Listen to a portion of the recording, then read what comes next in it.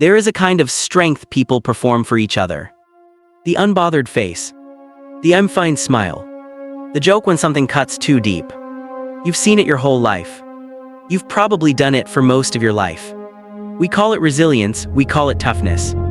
But underneath, you know what it really is: fear. Fear of being seen wanting something you might not get. Fear of admitting you are hurt by people who could hurt you again. Fear that if anyone sees the crack, they will pry it open and never stop. So you build an armored personality.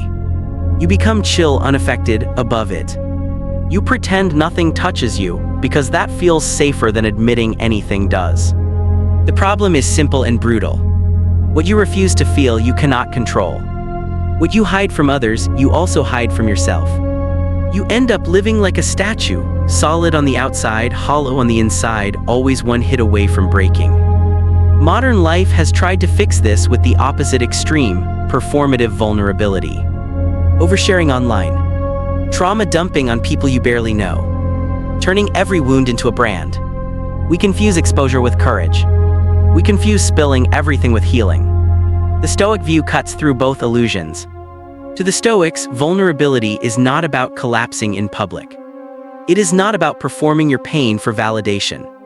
It is about something far more frightening and far more powerful. Facing what is real about you without flinching and then acting anyway. That is the unseen strength.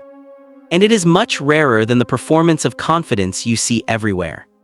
Marcus Aurelius ruled an empire. Seneca advised emperors. Epictetus began life as a slave. All three wrote about grief, fear, humiliation, and loss in ways that would be considered vulnerable today, but they never used that word. They didn't sit down to share their feelings for comfort. They sat down to expose their illusions for war. Marcus Aurelius admitted in his private notes, "You are afraid because you love. It is not a failing but a fact." He did not treat fear as something shameful to hide. He treated it as raw data to work with. Seneca wrote letters about his panic during storms at sea, his anxiety about death, his shame about wealth. He didn't write them to his millions of followers. He wrote them to one trusted friend to sharpen his philosophy on the whetstone of his own weakness. Epictetus, the former slave, told his students, "If you want to improve, be content to be thought foolish and stupid about external things." Translation: you must be willing to look weak in the eyes of people who worship appearances if you want genuine strength. The Stoics understood something we have mostly forgotten. Vulnerability is not softness. Vulnerability is exposure of what is true. And the only people who can afford to face the truth about themselves are the ones willing to give up the performance. The mask feels safe, but it keeps you weak. Because as long as you are pretending to be invincible, you can never train the parts of you that are not. So let's get clear on the problem. There are two common, equally destructive strategies people use around vulnerability. The first is *** armored stoicism ***, which is not stoicism at all. You tell yourself emotions are irrational. You call everything drama. You mock people who admit they're struggling. You call it strength. It's actually fear of contact with your own inner world. You don't want to face your grief, so you avoid deep attachments. You don't want to face your envy, so you call ambition cringe. You don't want to face your loneliness, so you convince yourself you prefer not needing anyone. This works until something real hits. A breakup you didn't see coming. A betrayal you thought you were too smart to fall for. A loss you can't laugh away. Then the mask shatters. And you have no skills to deal with what's underneath because you never admitted it existed. The second strategy is ** performative vulnerability. You talk openly about all your wounds, but you do it in the safest possible places. You share long captions online. You speak in therapy language with people who can't hold it. You cry in public just enough that people tell you you're brave. But nothing actually changes. Why? Because the point wasn't to confront your fear. The point was to harvest comfort, reassurance, and attention. You are not standing naked in front of reality. You are staging a show in front of an audience. The Stoics offer a third path. Not suppression. Not performance. * confrontation.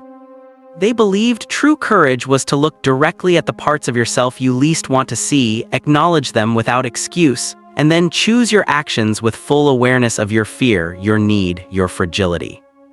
That kind of vulnerability doesn't look dramatic from the outside. But internally, it is some of the heaviest work you will ever do. Why is this so hard? Because biologically, vulnerability feels like death. Your nervous system is wired from childhood to associate exposure with danger. When you were small, you didn't have money, status, or power. You had one resource: other people's goodwill. If they were angry, you were not safe. If they were disappointed, you felt like your existence was at risk. If they withdrew love, your body translated that as "I might not survive." So what did you do? You learned strategies. You hid the parts of you that seemed to trigger rejection. You exaggerated the parts that brought praise. You apologized for your needs. You learned to read the room and adapt, not for fun but for survival. From your nervous system's perspective, this was rational. Rejection wasn't just awkward. It was life-threatening. The problem is, your body never updated the software. Now, as an adult, a disapproving look still feels like danger. Admitting you are wrong still feels like loss of safety. Saying "I care about you" still feels like walking into a trap. Your logical mind knows you won't literally die. Your nervous system didn't get the memo. So you avoid situations that expose you. You avoid saying "I don't know." You avoid saying "I want you." You avoid saying "that hurt me." You tell yourself you're being independent, stoic, low maintenance. You're actually obeying an old survival script written by a terrified child. True Stoicism is not about obeying that script harder. It's about questioning it. Is this actually dangerous now, or am I following an outdated rule? That question is the seed of real courage. So what does Stoic vulnerability look like in practice? It has 3 qualities. 1, it faces reality, not fantasy. 2, it serves growth, not validation. 3, it respects context and boundaries. Let's break that down. 1. Facing reality, not fantasy. The Stoic is radically willing to acknowledge what is true, even when it feels humiliating. I am jealous. I am attached. I'm afraid of being ordinary. I am angry that they did not choose me. Most people skip this step. They sanitize their feelings into something more flattering. Instead of "I am jealous," they say, "I just think it's unfair." Instead of "I'm attached," they say, "I just have high standards." Instead of "I'm scared," they say, "I just don't care." Stoic vulnerability cuts the story and states the fact. Not to wallow in it. To work with it. You cannot transform what you refuse to name. 2. Serving growth, not validation. When a Stoic admits fear or pain, they are not auditioning for comfort. They are diagnosing a problem. I am afraid of rejection. Where does that fear make me weak? I am ashamed of failure. Where does that shame stop me from trying? I am lonely. Where does that loneliness make me chase people who are bad for me? The point of vulnerability is not to get someone else to hold your pain for you. It is to understand your pain well enough that it stops driving your life from the back seat. You can still seek support. The difference is intention.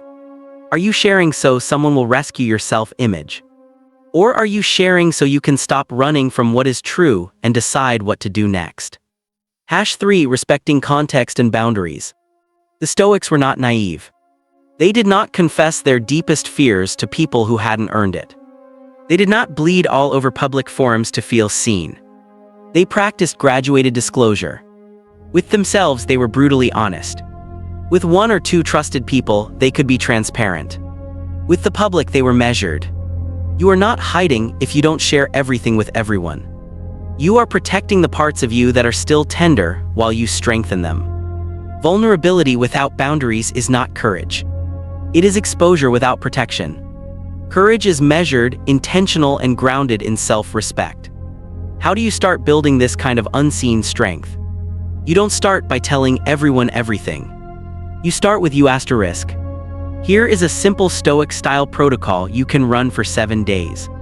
Not for the internet. Not for your friends. For your own mind.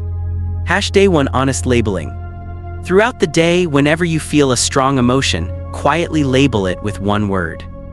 Anger. fear, envy, loneliness. No story, no justification. Just the label. This teaches your nervous system that acknowledging a feeling is not the same as drowning in it. Day 2 Deeper Numbing. Every time you label a feeling, add one deeper line. I say I feel X, but underneath I might actually feel Y. I say I'm irritated with him, but underneath I might be afraid he'll leave. I say I'm bored, but underneath I might feel aimless. I say I'm superior, but underneath I might feel small. You will not always be correct, that's fine. The point is to get used to questioning your own story. Day 3 One small truth to someone safe.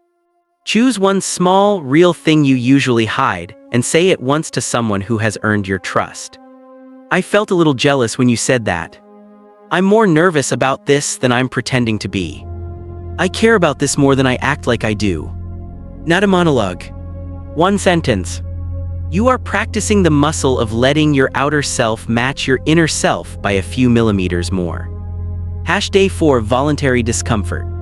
Do one thing that makes you feel socially exposed on purpose, but is objectively safe. It might be admitting you don't understand something in a group, giving a sincere compliment without a joke attached, saying I'd like to see you again instead of playing it cool. Notice the surge of fear. Notice that you survive it.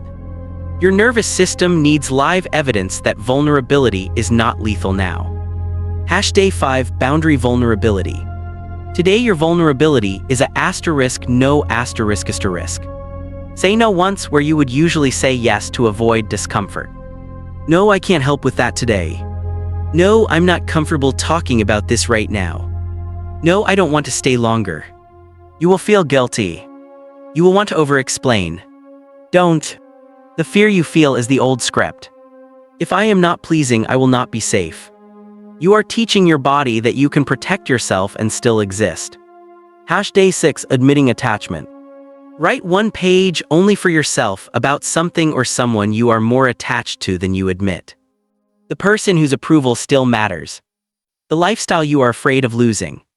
The identity you panic about if it is questioned. Read what you wrote and ask.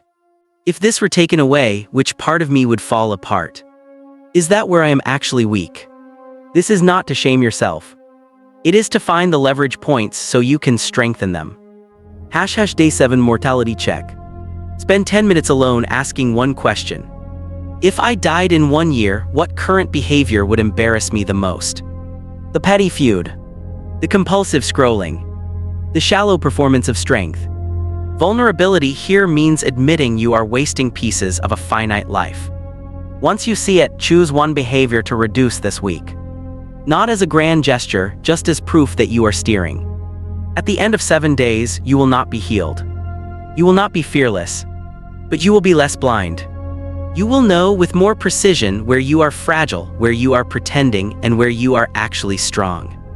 That knowledge is dangerous, because once you see your own patterns, you lose the right to call your life random. You can still refuse to change, but you can no longer honestly say you didn't know what you were doing. Most people never get to that point. They stay at the surface, calling suppression strength and performance vulnerability. You do not have to be one of them. If some quiet part of you is tired of pretending to be invincible, if you are exhausted from performing confidence while feeling hollow underneath, if you are ready to trade the show of toughness for the work of real courage, then you know what to do. Subscribe to MindTacit not because I asked, but because you are done letting old survival scripts and fake strength run your life. Here we don't sell you motivation. We expose the tacit rules of your own mind, your own status, your own fear. Vulnerability is not weakness. It is the courage to see what is true about you and still choose your next move. Welcome to the unseen strength.